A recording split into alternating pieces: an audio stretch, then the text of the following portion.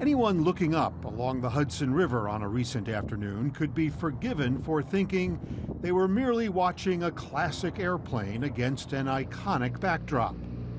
Should have New York, New York playing in the background. There's a helicopter. What they were really witnessing was a major milestone, one stop in an unlikely journey that had every reason to fail. Miss Montana is 75 years old and hadn't flown in 18 years. She was a museum piece in a hangar at the Missoula, Montana airport. They spent more than a year going all over this C-47, tinkering and tightening, lubricating and calibrating. The goal? Fly her all the way to Normandy to help recreate one of the most terrifying and momentous days in military history, 75 years ago this Thursday, D-Day.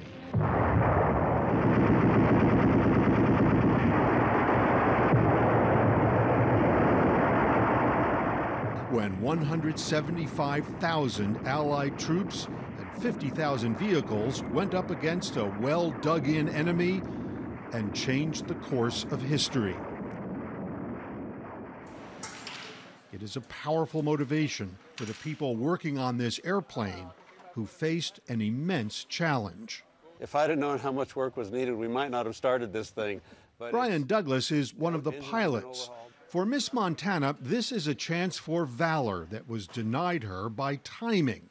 She was built in 1944, but by the time she was ready to go into battle, the war ended. We sort of look at this mission as finishing what she was built for.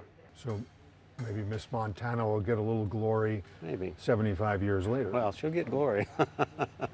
If all goes as planned, this plane will join 14 other American C-47s and another group from Europe to retrace the route across the English Channel taken by roughly 850 of these aircraft on D-Day. Well, in my opinion, the C-47 is one of the greatest planes ever built. Well, this is the parachute wings. There's the 2 stars in it for 2 combat jumps. Dan McBride was a parachutist with the 101st Airborne. He was one of the first men ferried across the Channel that day. He's 95 now and still remembers D-Day in detail. And when we flew over the Channel, you know, I was standing right in the door looking down at 600 feet, and it looked to me like the whole Channel was moving. I honestly didn't believe there was that many ships in the world. And you know, it was the greatest sight I think I've ever seen. He spent a lot of time in C-47s, but there weren't many good times. No, we, when they started shooting at us, you know, we wanted to get the hell out of this thing, you know. But, yeah, you could hear bullets hitting it. You know, it sounded like rain hitting it. And then the anti-aircraft fire, somebody says, hey, look at the flares. Ain't no flares. Jeff Weitzel has heard stories like Dan McBride's through the years, and they have moved him. When you get up tomorrow morning and you see the sun come up, please thank God for our veterans. And that's part of the reason why he signed on as chief pilot for Miss Montana. It's really about paying proper tribute. Those folks in World War II are all passing away now. This thing we're doing in Normandy is probably the last time they're going to have a proper tribute paid before they're all gone. So, yeah, there's a deep-seated mission here for me. Accomplishing that mission means defeating the forces of time and circumstance. Shortly after the war, this plane crashed into the Monongahela River in Pittsburgh and sank.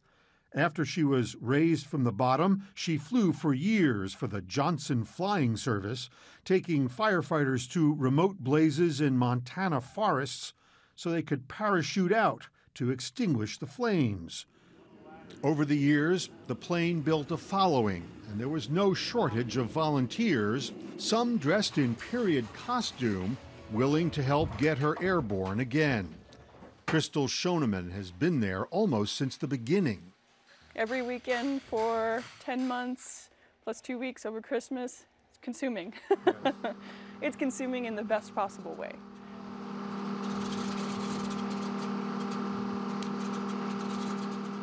After rebuilding both engines and making countless other fixes, large and small, Miss Montana flew again.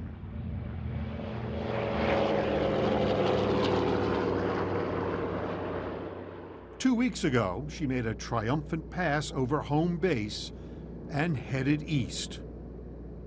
She's now traveling in distinguished company, including That's All Brother, believed to be the first C-47 in the main wave of the invasion, and Placid Lassie, another D-Day veteran who almost ended her days in a Florida weed patch before being brought back to life and flown by Eric Zipkin. I mean, this saw a lot of action. Saw an enormous amount of action, yeah. I mean, it's extraordinary that I'm able to fly around in an airplane that, not only an airplane like this, but this actual airplane. The rivets that kind of surround me flew over the beaches of Normandy in 1944.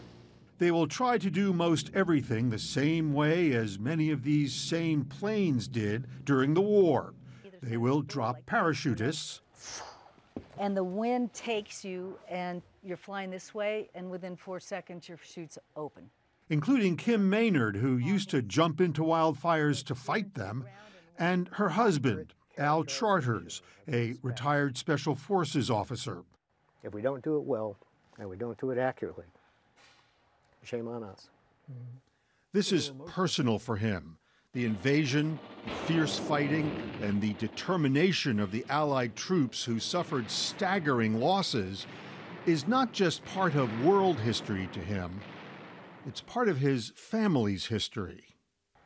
It's the same airspace that my father flew in 3 times on D-Day 75 years ago. So to share that airspace is perfect. This morning, Miss Montana is in England. She made it across the Atlantic, along with Placid Lassie and the other airplanes waiting for the anniversary. It will be the culmination of that unlikely journey that began more than a year ago. If all goes well, it will end in honor for the D-Day soldiers and glory for a vintage airplane that, without this mission, might never have flown again.